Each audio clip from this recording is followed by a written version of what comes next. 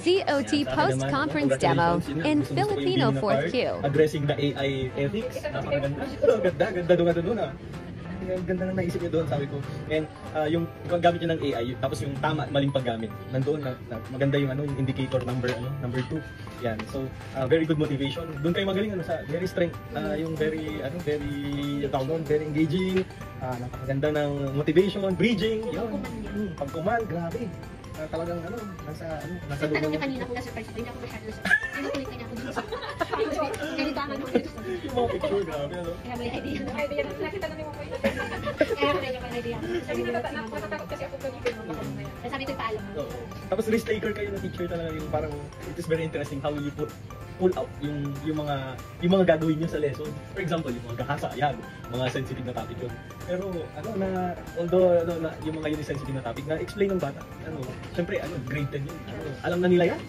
Yun nga, yung nasa sa inyo yung control ng mga morals at values nila pagdating dun sa mga concept ng yun. Napapanahon din yung ginamit nyo yung Purple Wednesday, God celebration, tapos talagang napakaganda po yung integration po. Pati yung sa mathematics na integration, kasing kapulugan, equal sila, napakaganda yun. Na-achieve din yung objective, yung dalawang objective, paghahambing. Okay, tapos lesson are interconnected to each other, bridging of the lesson as was evident, exciting and engaging to learners.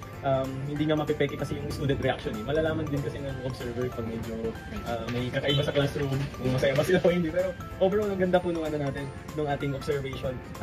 Achieving of the objectives were done. You have related the present times to the truthfulness of the author's historic character kay Uli.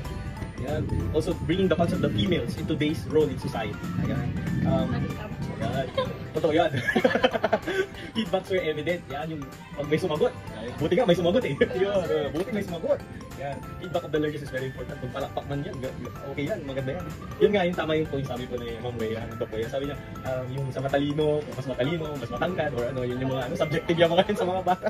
Kung sila, magkikita mas matalino si, ganito, kaysa ganito. Tandaan natin, you address them in a child-friendly way. Kailangan, child-friendly pa rin tayo sa kapwa natin. Very risk-taking, pero you pulled out very well. Congratulations po. Yan. Tapos yung sa score ng rubrics last, ibigay nyo para kasi nag-perform sila, ibigay nyo sila ng score. Yan. So, yun lang.